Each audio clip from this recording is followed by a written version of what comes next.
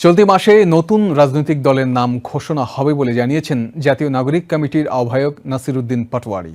তিনি আরও বলেন, সারা দেশে বিভিন্ন শ্রেণী পেশার অন্তত ১ লাখ মানুষের মতামত নিয়ে নতুন এই রাজনৈতিক দলের আদর্শ গড়ে তোলা হবে। এ সময় বৈষম্য বিরোধী ছাত্র আন্দোলনের আহ্বায়ক হাসনাত আবদুল্লাহ বলেন, গণমানুষের আকাঙ্ক্ষা পূরণে নতুন এই রাজনৈতিক দল কাজ করবে। বুধবার দুপুরে রাজধানীর বাংলা মোটরে বৈষম্য বিরোধী ছাত্র আন্দোলনের কার্যালয়ে এক ব্রিফিংয়ে এসব কথা বলেন তারা।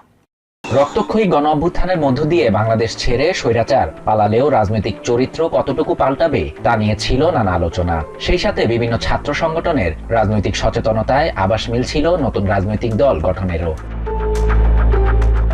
ঘোষণা এসেছিল আগেই, এবার শুরু হলো মাঠের কার্যক্রম। অভ্যুত্থানকারী শিক্ষার্থীদের নিয়ে গঠন হতে যাচ্ছে নতুন রাজনৈতিক দল। নাম ও প্রতীক প্রকাশ পাবে ফেব্রুয়ারির মধ্যেই। বুধবার দুপুরে রাজধানীর বাংলা মোটরে বৈষম্য বিরোধী ছাত্র আন্দোলনের কার্যালয়ে এক ব্রিফিংয়ে একথা জানান জাতীয় নাগরিক কমিটির আহ্বায়ক নাসিরউদ্দিন পাটোয়ারি। সারা দেশে বিভিন্ন শ্রেণী পেশার অন্তত ১ লাখ মানুষের মতামত নিয়ে নতুন এই রাজনৈতিক দলের আদর্শ গড়ে তোলা হবে।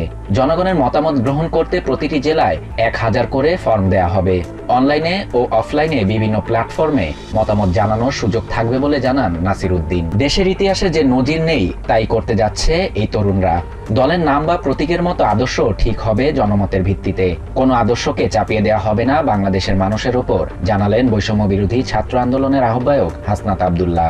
আপনার চোখে নতুন বাংলাদেশ ক্যাম্পেইনে অংশ নিয়ে নিজ মতামত প্রকাশে বাংলাদেশের মানুষকে আহ্বান জানায় বৈষম্য বিরোধী ছাত্র আন্দোলন। Shahriar Shafat, TVN 24 news desk. New York থেকে সম্প্রচারিত টিভিএন 24 টেলিভিশন বিশ্বজুড়ে বাঙালির কণ্ঠস্বর।